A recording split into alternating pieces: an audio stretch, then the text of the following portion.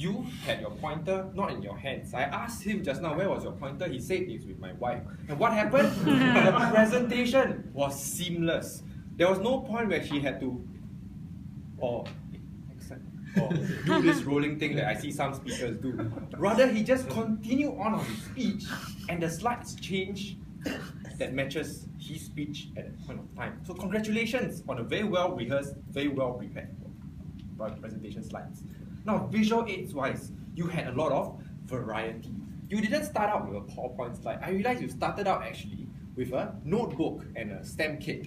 And that together actually contributed or added to the visual aid of the speech itself. Most of the time I talk to people, they tell me that, oh, Project 8 is supposed to be about your PowerPoint skills. No, Project 8 is beyond and above, or above and beyond, apologize, your PowerPoint slides. It's your ability to use other things, for example, like props, tools, items that can be used to present your speech. And that was what Christopher did from the outset. He used the different tools, he used the PowerPoint slide, and together he delivered a visual aided speech. And finally, the most powerful visual aid tool that you have and most speakers always forget about in their Project 8 is themselves. You are the most powerful visual aid tool in Project 8. And Christopher did that very well.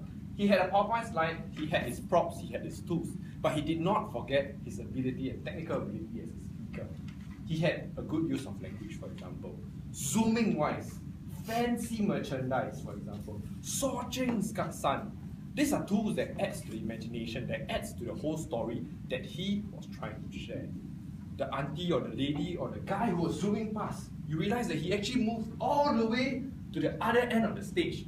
As of today, he is the most well-exercised person on this stage, contributing to the wear and tear on the floor. Because he moved from one end to another in his speech. And that is how he utilized his most powerful visual aid tool himself. Now, for an A+ to an A++, here is my tip.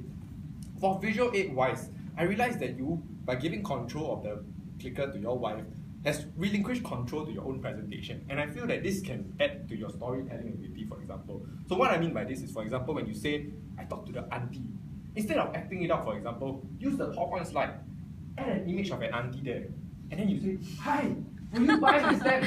Then you click, the auntie disappeared. The auntie ran away. And this is how you use a visual aid to aid your presentation. But more importantly for your A++, remember, you did very well in your preparation, variety, and your technical ability. But always remember to develop your storytelling, use the PowerPoint slide.